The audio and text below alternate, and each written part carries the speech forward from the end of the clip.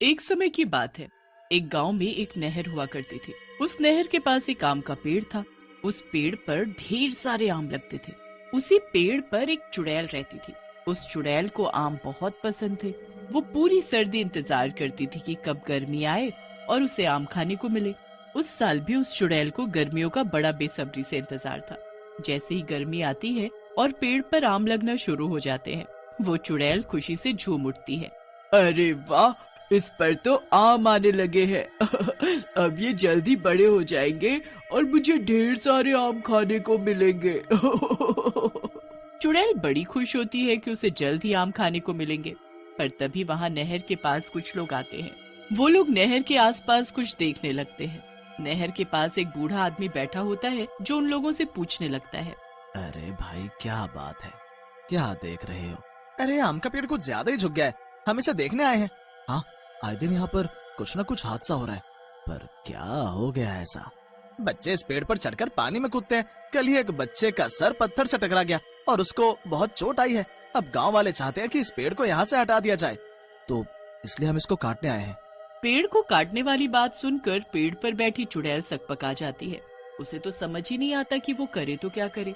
नहीं नहीं नहीं, ऐसा नहीं हो सकता। अगर ये पेड़ कट गया तो मैं किस पर रहूंगी और आम कैसे खा पाऊंगी। मोहन और हरिया अपनी कुल्हाड़ी लेकर उस पेड़ को काटने में लग जाते हैं। चुड़ैल ये सब उस पेड़ पर बैठी देखती रह जाती है और कुछ ही देर में वो पेड़ कट कर नीचे नदी में गिर जाता है। पेड़ पर बैठी चुड़ैल फिर भी उस पेड़ को नहीं छोड़ती और वो भी पेड़ के साथ नदी में गिर जाती है।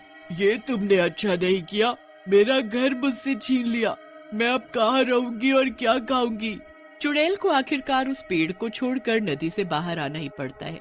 अब उस चुड़ैल को आम की भूख लगती है। वो देखती है कि कहीं कोई आम के पेड़ पर आम लगे मिल जाए तो वो आम खाकर अपनी भूख मिटा सके, पर उसे कहीं किसी पेड़ पर आम नहीं मिलते। वो चुड़ैल अब परेशान होकर यहाँ वहाँ घूम ही रही होती है। रात को जब चुड़ैल यहाँ वहाँ घूम रही होती है तो उसको मोहन 2 थैलियों में आम ले जाता दिखता है। चुड़ैल की आंखें इतने सारे आम देखकर चमक उठती है। वो तो आम के लालच में मोहन के पीछे पीछे उसके घर तक पहुँच जाती है। मोहन घर पहुंचकर अपने बच्चों को आवाज देता है। पिंकू, पिंकी, जल्दी आओ, देखो मैं तुम्हारे लिए क्या लाया हूँ। वाह, आम! मैं आज ही माँ से बोल रहा था कि मुझे आम खाने हैं। देखा, और आज ही मैं तुम्हारे लिए आम ले आया। अब हम सब खाना खाने के बाद आम खाएंगे। बस फिर सब लोग साथ बैठकर खाना खाने लगते हैं। खाना खाने के बाद ही पिंकी के पेट में दर्द होने लगता है।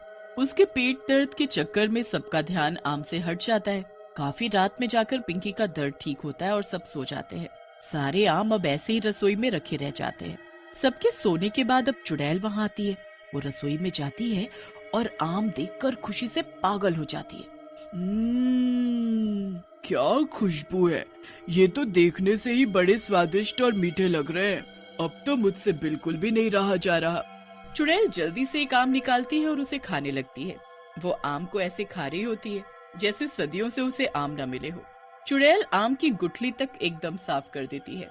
अब एक आम से चुड़ैल का न पेट भरता है और न मन।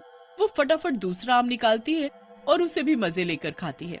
धीरे धीरे करके वो चुड़ैल दोनों थैलियों के सारे आम खा जाती है और वहाँ बस छिलके और गुठलियां रह जाती है। आज तो मजा आ गया। ऐसे आम तो उस पेड़ पर भी नहीं लगते थे जैसे मुझे आज खाने को मिले।